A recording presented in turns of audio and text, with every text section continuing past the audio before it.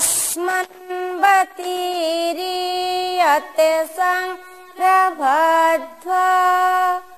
मुतिष्ठता प्रातरता सखायः अत्र जहीमो शिवाय अस शिवान्वयमुत्तरे मा विभाजन्।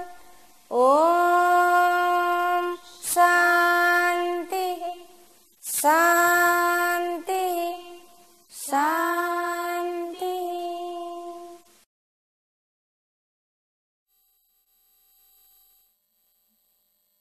प्रिय सत्संग प्रेमी सज्जनों, संसार के में सभी व्यक्ति जिस आनंद को, परम ऐश्वर्य को प्राप्त करना चाहते हैं, उसके लिए कुछ तप करना पड़ता है, कुछ पुरुषार्थ करना पड़ता है। उसके बिना संभव नहीं है। इसलिए ऋग्वेद के अंदर बहुत ही सुंदर मंत्र प्रस्तुत किया गया है। इस मंत्र में बताया गया है अस्मन्वती रीयते, अर्थात है संसार के लोगों, मनुष्य के जीवन के सामने एक नदी बह रही है। और वो नदी कैसी है? ऐसी ऐसी नदी नहीं है। बहुत बड़े बड़े उबड़ खाबड़े पत्थर, कांटे वाले, बड़ी तेजस्विनी स्रोतस्विनी, बहुत तेज स्रोत इसमें इसके अंदर है। भयंकर ये जो नदी है, ये भौतिकवाद की नदी हमारे सामने बह रही है और इससे हमें पार करना है। तो कहते हैं कैसे इसको पार करेंगे? तो हमें ईश्वर ने उपदेश दिया, प्रभु ने हमें बताया। कहता है संग्रहवध्वम, आप उद्यम कीजिए, परिश्रम कीजिए, पुरुषार्थ कीजिए और संग्रहवध्वम उत्तिष्ठत, उठो, एकत्रित हो और हे सखाया अर्थात मित्र लोग, प्रतरता अर्थात इस जो भौतिकवाद का नदी है इसको पार हो जाओ, कर जाओ। जब तक हम उद्यम नहीं करेंगे, जब तक हमारा संगठन नहीं होगा, जब तक हम पुरुषार्थ नहीं करेंगे, तब तक हम इस नदी को पार नहीं कर सकते। इसलिए हमें इस नदी को पार करने के लिए यह जो वेद में उपदेश दिया गया है उसका पालन करना है।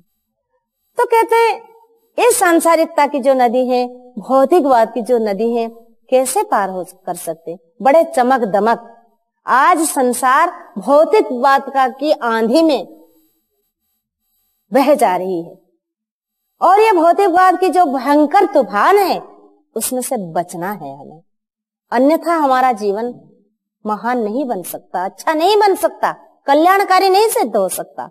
तो कहता है अत्रा जहीमो अशिवाये असम, नदी के इस किनारे में ही हमारे अंदर जो अशिव अर्थात अकल्याणकारी पदार्थ, अकल्याणकारी द्रव्य अर्थात जो कुकर्म है, पाप है, विलास है, व्यसन है, हमारा खान पान बेकार, हमारा जीवन बेकार, हमारी दिनचर्या भी बेकार, सब कुछ है। इतने व्यर्थ का जीवन ये बना देता है जिसके कारण हम पापी बन जाते हैं, हम गलत मार्ग पर चल पड़ते हैं, दुखी भी हो जाते हैं। तो कहते हैं ऐसा अगर दुर्व्यसन, पाप की जो बड़े बड़े बोझा गांठ हमारे सिर पे कंधे पर हम रख रहे हैं, इसको नदी के इस किनारे में फेंक दें, अर्थात पाप को फेंक दें, कुकर्म को, दुर्व्यसन को फेंक दें, फिर हम इस नदी को पार कर सकते हैं। क्योंकि आपको पता है कोई व्यक्ति तरना चाहे तो उसको बड़े बड़े चीजें लेकर अपने साथ में, बड़े बड़े बोझे लेकर आप नदी को पार नहीं हो सकता, मतलब वो तर भी नहीं सकता। इसलिए तरण में जब तरते भी लोग हैं वो बड़े बहुत मतलब अपना वस्त्र वगैरह ऐसे पहनकर तरते हैं ताकि आसानी से तर सकते हैं। तो कहने का तात्पर्य है कि हम अपने जीवन में जो वो बोझा रखते हैं उसको हम फेंक दें। हमेशा व्यक्ति परेशान होता है जब उसके अपने सर पर ऐसे बोझा रखता है, और कैसा बोझा कि पापों का, दुर्व्यसनों का, कुकर्म का बोझा रखता है। तो इसको फेंकने के लिए बड़े सुंदर ढंग से उपदेश दिया गया है। तो कहते हैं अगर इसको फेंक दें तो नदी पार होने के बाद बहुत सुंदर बाज अर्थात धन, बल, आनंद जो है हमें हमारे प्रतीक्षा में है, हमें वो प्राप्त हो जाएगा। इसलिए हमें इसको पार करना है, और इसको पार करने के लिए, इतने अच्छे सुकर्म करने के लिए हमें अच्छे संस्कार चाहिए। इसलिए आप संस्कारों की चर्चा सुन रहे थे। 16 संस्कार के विधान इसीलिए ऋषियों ने किया था। गर्भ से लेकर अंत्येष्टि तक, जन्म से लेकर मृत्यु तक 16 संस्कार होना चाहिए, ताकि जीवन में, हमारे आत्मा में इसका अच्छा प्रभाव पड़े और अपना जीवन भी बदल जाए। संस्कारों के ही तो कारण है एक व्यक्ति महापुरुष बनता है और एक व्यक्ति डाकू बनता है, एक व्यक्ति विद्वान बनता है और एक व्यक्ति मूर्ख बनकर संसार का हानि करता है। तो क्या कारण है? उसको अच्छे संस्कार नहीं मिले। जो अपना हानि करता है संसार का हानि करता है, और जिसको अच्छे मिले उसने जीवन को अच्छा बनाया। तो आप सुन रहे थे कि परिवार में माता पिता भी संस्कार देते हैं, फिर आचार्य और गुरु संस्कार देते हैं। आपने उपनयन और वेदारंभ और समावर्तन की बातें सुनी। जो सत्यम वद धर्मम चर स्वाध्याय मा प्रमदः, सत्य के मार्ग पर चलिए और धर्म के आचरण कीजिए, और अपने जीवन में जो है स्वाध्याय से अलग कभी मत हो। स्वाध्याय का अर्थ आत्मनिरीक्षण करना और वेदादि सत्य शास्त्रों का अध्ययन करना। गृहस्थ में भी गृहस्थी को करना चाहिए, खुद को भी करना चाहिए, अपने बच्चों को भी कराना चाहिए। बच्चों को बैठाकर इन अच्छी बातों को शिक्षा देनी चाहिए। तो लेकिन जब गृहस्थी ऐसे नहीं करते, अपने बच्चों की शिक्षा नहीं देते, तो उनके बच्चे अच्छे संस्कारवान नहीं बनते। गृहस्थ आश्रम में भी जब जाते हैं तो पति पत्नी का विवाह संस्कार होता है। विवाह संस्कार में जो मंत्र पढ़े जाते हैं, पुरोहित पढ़ता है, एक एक उनके जीवन का संदेश है। एक शिलारोहण का विधि है, बता रही थी मैं, तो उसमें क्यों है, पत्थर के ऊपर क्यों बैठाते हो? कि प्रतीक है। कहते अस्मानमेव आरोह अस्मवत्तम स्थिरा भव, अर्थात ये पत्थर के ऊपर जो बैठाना है ये एक प्रतीक है, उसमें एक संदेश दिया जाता है। गृहस्थ आश्रम में बड़ी समस्या आ सकती है, बड़े तूफान आ सकता है, लेकिन पति पत्नी दोनों को बड़ा धैर्य रखना पड़ेगा। आज के युवक युवतियों के लिए बहुत बड़ा संदेश है ये। छोटी छोटी बातों में तलाक हो जाती है, और बहुत बड़ी समस्याएं को भी अगर ये धैर्य के साथ इसके सामना करे तो वो आसान हो सकता है। लेकिन ये विवाह संस्कार में ही बताया दिया जाता है, और जब आशीर्वाद दिया जाता है तो ये कहा जाता है अपने गुण कर्म स्वभाव को मिला के रखना।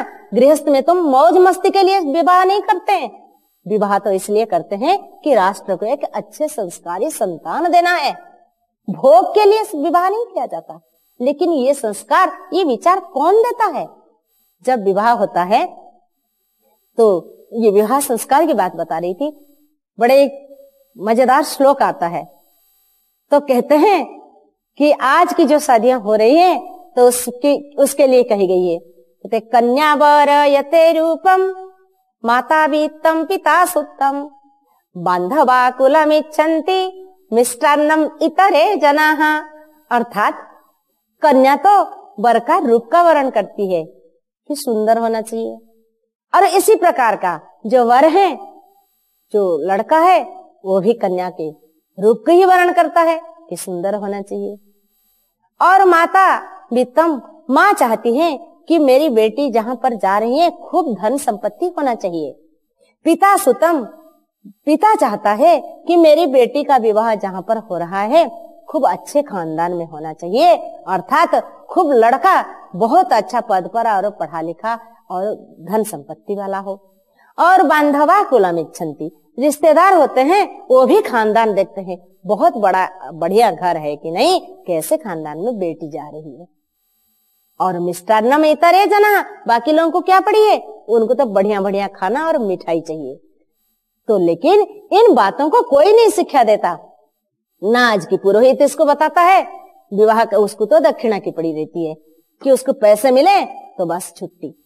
तो इसीलिए कहा गया है संस्कार देना चाहिए। कुछ वैदिक विद्वान, कुछ आर्य और श्रेष्ठ लोग इस बात का ध्यान देते हैं, वो मंत्रों के अर्थ बताते हैं, जीवन में संस्कार देते हैं। लेकिन आज तो विवाह की पद्धति भी बदल गई है और तरीका भी जीवन की बदल गए हैं, और इसका जो विचार, जो दृष्टिकोण था वो बदल रहा है। कहाँ रह गया वो संस्कार? इसलिए हमें संस्कारों के ऊपर विचार करते हुए चिंतन करना चाहिए। ऐसे संस्कार अपने अंदर भी प्राप्त करना चाहिए, हमें औरों को भी देना चाहिए। अपने बच्चों के अंदर अच्छे संस्कार हमें देना चाहिए, ताकि आने वाले काल तो इस राष्ट्र के लिए वही सब कुछ है। इस राष्ट्र के सूत्रधार वही बनेंगे। अगर वही अच्छे नागरिक नहीं बने तो हमारा देश का क्या होगा? और वो कैसे बन सकते हैं? जब आप बचपन से शुरू से ये सारे संस्कार उसे देंगे। केवल पहले तो गुरुकुलों में तो दिया ही जाता था। आज जब स्कूल कॉलेजों में केवल पढ़ाई केवल पैसा कमाने की ही तरीका रह गई। केवल अच्छी नौकरी मिलनी चाहिए, कहाँ अच्छे पैसा मिलता है, कितनी डिमांड है इस पढ़ाई की, इस डिग्री की, यही रह गई है। शिक्षा और संस्कार, चरित्र निर्माण की बातें तो आप लोगों को पता है कितनी हो रही है। कहाँ हमारा संस्कार गया, कहाँ हमारा जीवन गया। कैसे हम बचेंगे, कैसे हमारा राष्ट्र बचेगा, कैसा हमारा जीवन बनेगा। इसलिए हमें जो संस्कार है इसके प्रति विशेष ध्यान देना चाहिए। और यही गृहस्थी फिर आगे जब अच्छे संस्कार से युक्त होता है वो वानप्रस्थ आश्रम में जाते हैं। हमारी वर्णाश्रम व्यवस्था भी ये है, 4 आश्रम की, ब्रह्मचर्य, गृहस्थ, वानप्रस्थ और संन्यास। ये आश्रम की व्यवस्था भी जीवन का एक सुंदर ढंग है।